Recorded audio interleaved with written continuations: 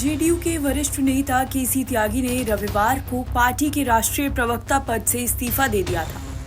JDU की ओर से जारी एक आधिकारिक बयान में कहा गया कि केसी त्यागी ने निजी कारणों से राष्ट्रीय प्रवक्ता के पद से इस्तीफा दे दिया है।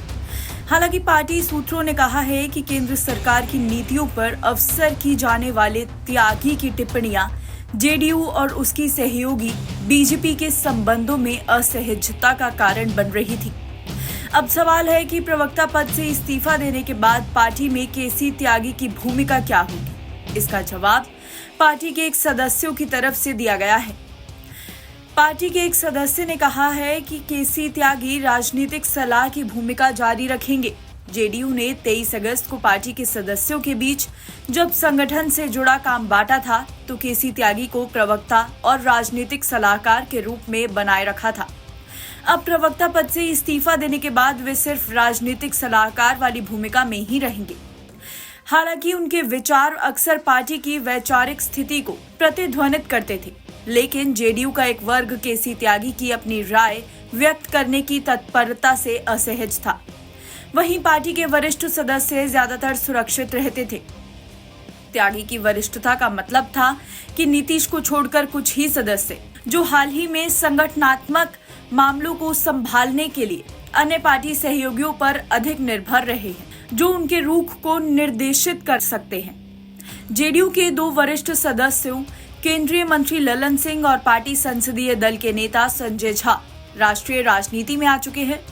सूत्रों ने कहा कि ऐसे में एक विचार ये था कि केसी त्यागी के लगातार सार्वजनिक हस्तक्षेप के बिना दोनों नेताओं को भाजपा के साथ संबंधों को बेहतर करने के लिए फ्री हैंड दे दिया जाना चाहिए।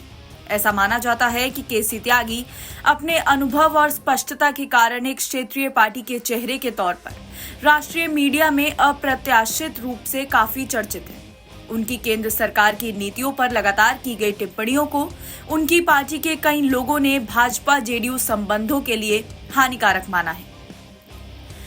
फिर चाहे वे समान नागरिक संहिता, वक्फ विधेयक, हाई लेवल केंद्रीय सरकारी नौकरियों में लैटरल एंट्री या यहां तक कि कई अन्य मामलों के बीच फिलिस्तीनी का मुद्दा ही क्यों ना हो, जेडीयू के रुख पर उनके बयान ने हलचल पैदा कर दी है।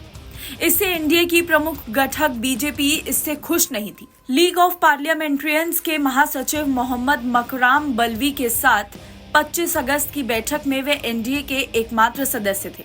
बैठक में इजराइल पर फिलिस्तीनियों के नरसंहार का आरोप लगाया। साथ ही भारतीय सरकार से उस देश को हथियारों की बिक्री बंद करने का आग्रह भी किया था। इस पूरे घटनाक्रम से ये साफ है कि राजनीति में अनुभव और वरिष्ठता महत्वपूर्ण होते हैं, लेकिन समय समय पर राजनीतिक समीकरण और गठबंधन की नाजुकता को ध्यान में रखते हुए फैसले लिए जाते हैं। अब देखना होगा कि केसी त्यागी अपनी नई भूमिका में कैसे पार्टी के लिए एक योगदान देते हैं। एनबीटी ऑनलाइन की रिपोर्ट।